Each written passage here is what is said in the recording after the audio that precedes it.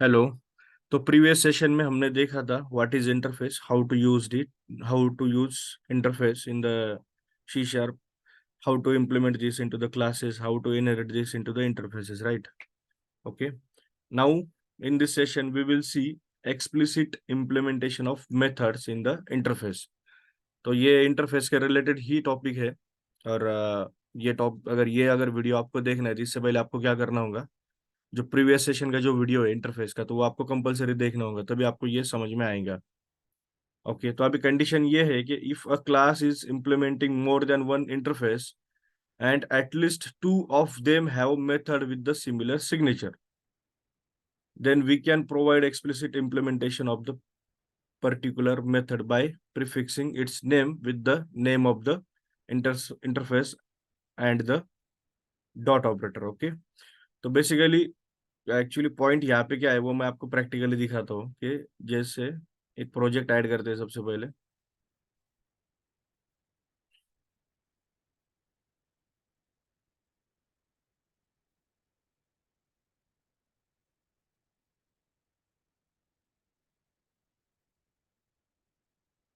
Okay, एक project add हो गया। अब यहाँ पे जैसे दो इंटरफेस है, पब्लिक इंटरफेस I1। ओके, और इसमें एक मेथड है वाइड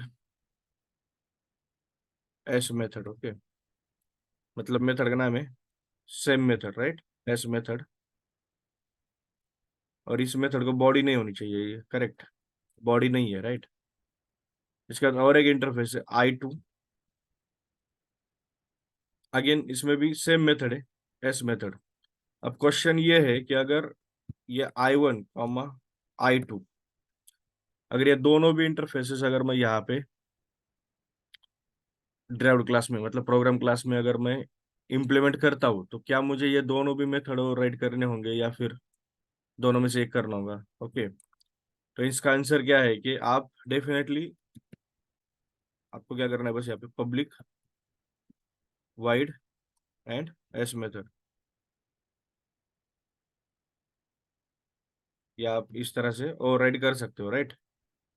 तो आपने एक मेथड और राइट की तो भी चलेगा, बट इंटरव्यूअर क्या पूछता है कि अगर मुझे दोनों भी करने हैं तो कैसे होगा, राइट? तो this is what the explicit implementation is called. Okay, अब ये केस में क्या है कि आपने जो ये मेथड और राइट की है यहाँ पे, राइट? अभी अगर मैं ये मेथड कॉल करता हूँ, program p equal to new program, right, and p dot s method. Okay, तो इस तरह से आप कॉल कर सकते हो। अब यहाँ पे मैंने ये मेथड कॉल की है, बट मुझे ये पता नहीं है कि ये मेथड इस इंटरफेस से इम्प्लीमेंट हो रही है या फिर इस इंटरफेस से इम्प्लीमेंट हो रही है। ओके, तो अगर मुझे ऐसा करना है कि मुझे ये दोनों भी मेथड है, ये दोनों भी मुझे क्या करना है, I want to override into derived class, तो इज इट पॉसिबल? तो उसका आंसर है yes, we can do it by using implicit method implementation, right? Sorry, explicit method implementation. Explicit method implementation से आप कर सकते हो। तो उसको आपको क्या करना होता है, जैसे कि यहाँ पे बताया है, by prefixing the name with the name of interface and the dot operator. मतलब आपको क्या करना है, आप जो भी मेथड डिफाइन कर रहे हो तो आपको क्या करना है, उस मेथड के पहले इंटरफेस का नाम डिफाइन करना है। तो मैं आपको प्रैक्टिकली दिखाता हूँ, पहले ये देखते हैं कैसे वर्क होता है। अब ये केस में क्या होगा कि ये मेथड कॉल होंगी, correct?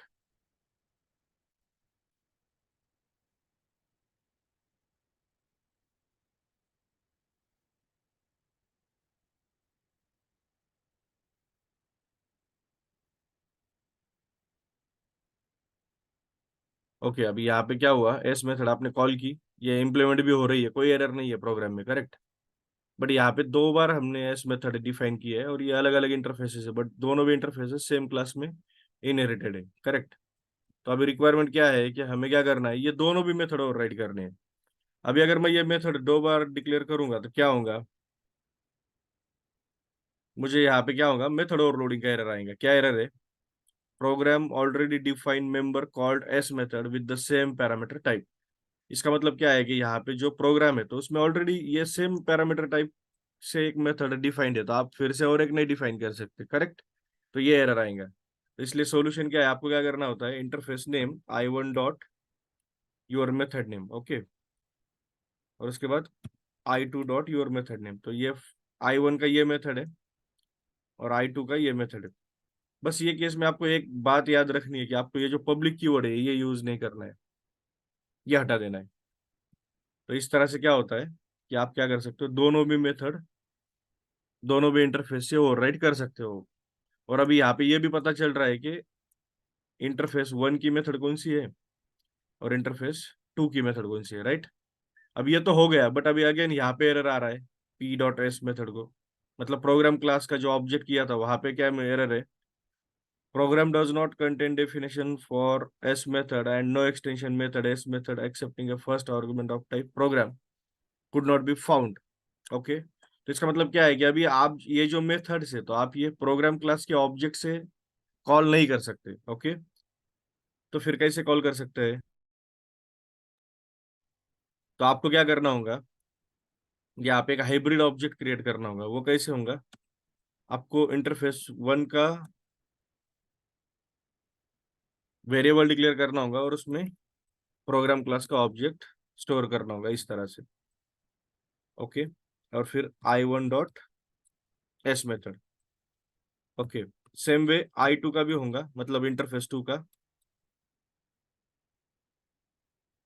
Programme, then I2 dot s method.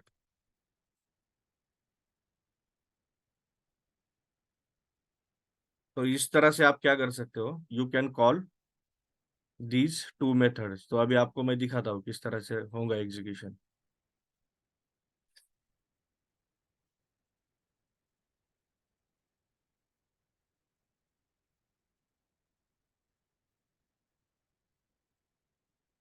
क्या एरर है?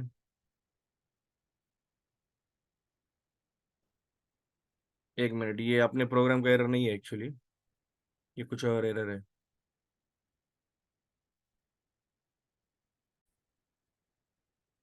ओके, प्रोग्राम का एरर नहीं था, मैं फिर से रन कर रहा हूँ।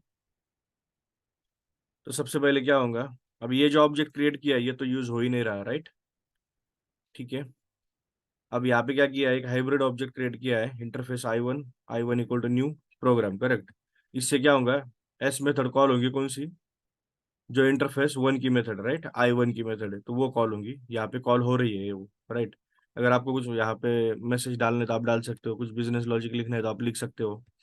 यह होने के बाद आई टू के केस में क्या होगा, I2 की मेथड कॉल होंगी, जैसे कि यहाँ पे अभी हो रही है, राइट? तो इस तरह से आप क्या कर सकते हो, एक्सप्लिसिट इम्प्लीमेंटेशन कर सकते हो। तो इस तरह से ये होता है, ओके?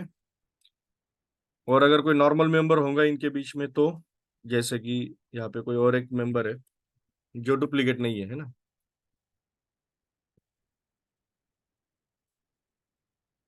ओके, तो ये केस में क्या, ये सिर्फ I1 में ही है, राइट? तो आपको क्या करना होगा, बस यहाँ पे पब्लिक करना है मेंबर और करली ब्रैकेट, राइट? तो ये जो मेंबर है, तो ये क्या होगा, ये इस ऑब्जेक्ट से एक्सेस नहीं होगा, I1 डॉट, सॉरी, ये भी एक्सेस हो रहा है, कोई प्रॉब्लम नहीं है, ठीक है? नॉर्मल मेंबर भी आप एक्सेस कर सकते हो, मतलब डुप्लीकेट नहीं है, but still you can access, या फिर आप यहाँ से भी एक्सेस कर सकते हो इस मेंबर को, इस तरह से, ओके? तो both way we can access.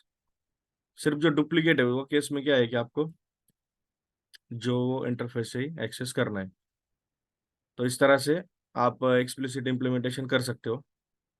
तो ये कंप्लीट कोड है, ओके? तो एक्सप्लिसिट इम्प्लीमेंटेशन में इतना ही था।